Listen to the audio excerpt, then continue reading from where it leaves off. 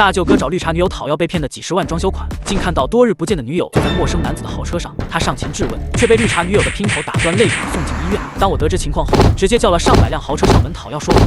叶枫等人的车子直接开到了董明倩的楼下，唐明海一眼就看到了那个男人的跑车，就是那个保时捷。叶枫只瞥了眼，瞬间就没了兴趣。不过100来万，对普通人来说也许算得上不错，但在今天的车队中，他连入场的资格都没有。其他人很快就将车子停好，后面有人过来询问叶先生，现在需要我们做什么？叶枫看向唐明海，又示意了一下那辆保时捷。这车怎么样？唐明海做出一脸不屑的样子。什么狗屁东西！唐明海只是想刻意贬低那个男人的座驾。我大舅子说那辆车是垃圾，既然是垃圾，就应该扔进垃圾桶，砸了吧。过来问话的年轻男子听得一笑，也不多言，对后面的一堆人道：把那辆破保时捷砸了，扔进垃圾桶。唐明海人都傻了，下意识对叶枫道：我不是这个意思，我是说，怎么你想要这辆车？唐明海连忙摇头，不想要，我只是不想要的东西就丢掉呗，这有什么好说的？话音刚落，后面的一堆人已经拿出了棍棒，对着保时捷一阵噼里啪啦的声音节节刺耳，引得不少住户都打开窗户看，甚至有不怕死的住户开始叫嚷：谁呀？怎么这么吵？里面的人赶紧把他拉了进去。一看这些跑车就是有钱人，咱们惹不起的，少说2句吧，反正倒霉的不是我们。此时的某个房间里，董云倩依偎在男人的怀中，显然已经把该做的事情做完了。那个傻缺如果再敢来找你，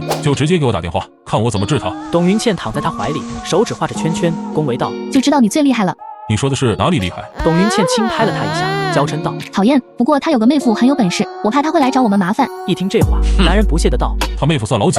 我爸最近可是跟着葛清泉做事的，北区项目起码能赚上亿。别说他妹夫，就算他大姨夫来了，也要给老子磕头。董云倩听得眼睛发亮，她知道自己未必能嫁给这个男人，但如果对方愿意给她个几百万零花钱，这辈子就不用愁了。她开心的抱住男人道：老公，你真是太厉害了，我爱你。男人哈哈大笑，只是窗外传来的嘈杂声让他很是不爽。妈的，谁在外面大吵大闹的？去看看。董云倩乖乖的来到窗户边往下看了一眼，顿时愣住。愣着干啥？外面干嘛呢？董云倩犹豫了下，然后道：老公，你的车好像被人砸了。她没敢说别的，因为下面一堆豪车看得她眼花缭乱。男人一听，疼得从床上跳起来，跑到窗户边一看，顿时骂出声来：这他妈谁啊？话音刚落，楼下一堆人纷纷指着董云倩方向，齐声呐喊：董云倩，你个不要脸的，还钱！这一声喊差点没让董云倩吓晕过去。男人阴沉地看着董云倩，他们是来找你的。董云倩眼睛发黑，手脚冰凉，颤抖着道：我不知道。此时男人也认出了唐明海，下面那个人是不是被我揍过的那个？董云倩当然知道，可她不敢承认，因为下面的架势实在太大了，大到男人看到自己的车被砸了都不敢冲下去找人算账。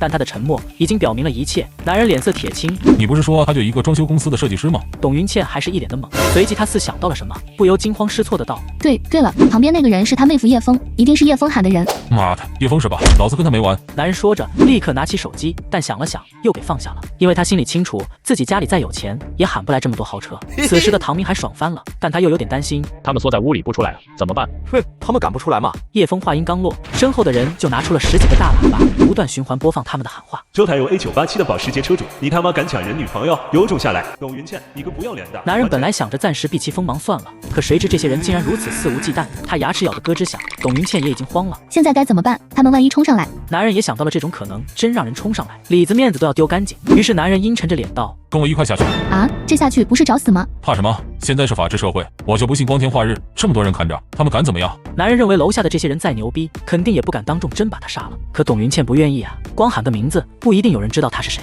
可是露了脸，全世界都知道了。于是他颤抖着问：我能不能不下去？他妈你惹出来的麻烦，你不下去，让老子一个人杀。床上的温情在此刻荡然无存，在他的逼迫下，董云倩只好跟在男人身后下了楼。叶枫看到这两人出来，这才抬了抬手，随后身后的音响呐喊声立刻消失了。你们为什么要砸我的车？那你为什么要打人呢？男人被噎得说不出话来，他看向旁边的唐明海，虽然他依旧狼狈，可现在气势却比他强了许多。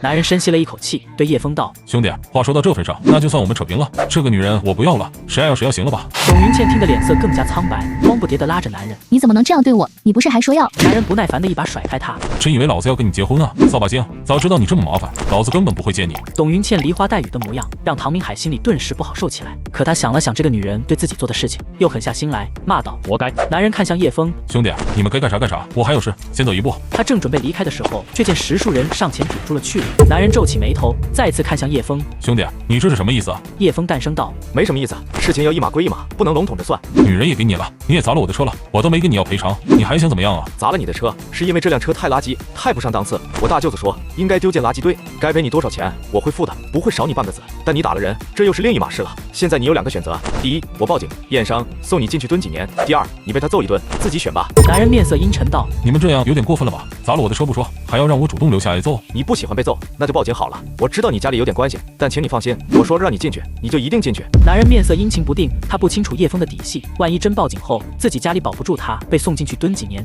人也废了。可是让他心甘情愿在这里被揍，面子上实在下不来。沉默不说话是吧？既然你不愿意自己选，那就让老天爷帮你选吧。正面我报警，反面你挨揍。叶枫可不会给他拖延的机会，他直接拿出一个硬币往上一抛，然后接住一看，正是反面。看来你运气不错。叶枫笑了笑，无需多言，立刻有几人上前来，把男人直接按倒。男人愤怒地挣扎着：“你敢动我试试？我爸是盛天乐，跟万顺地产的老总葛清泉是好朋友，你敢动我爸不会放过你的。”盛天乐是吧？那就让你爸来找我。叶枫说完，又看向唐明海：“大哥，该你动手了。他怎么打的你，你就怎么打回去。”唐明海却有些犹豫。来的时候，他想过无数种法子去侮辱对方，让自己一雪前耻。然而真到了现场，却又怂了。打人是犯法的，我妈也一直让我不要动用暴力解决事情。这么多人看着呢，就算他们看在我的面子上不敢当面说什么，但背后难免觉得你是个软蛋怂包。你不想这么丢人吧？唐明海纠结不已，但想想男人对自己做过的事情，以及董云倩这个不要脸的女人，他一咬牙，直接冲上前去，对着男人拳打脚踢。被按住的男人很快就被揍得头破血流。你不是很牛逼吗？不是很能打吗？看看今天谁打谁。唐明海越打越来劲，朝他身上猛踹，这是他长这么大以来第一次打这么轻松的架。一时间，唐明海觉得自己好似一个战神。不知过了多久，叶枫把他拉开，提醒道：“差不多了，再打下去就过了。”唐明海喘着粗气，满脸的兴奋，一副还没有打过瘾的样子。叶枫失笑，踢了男人一脚道：“你走吧。”男人浑身上下没有一处不疼的，他挣扎着站起来，目光凶狠地盯着叶枫和唐明海，他的眼神让唐明海有些害怕，甚至有点后悔下手这么重。完了，打的时候是爽快了，可是后万一被报复怎么办？不过谁能厉害过叶枫啊？想到这儿，唐明海稍稍放了心，但男人却恶狠狠地道：“今天你们不打死我，回家后我一定会让我爸报复你们。”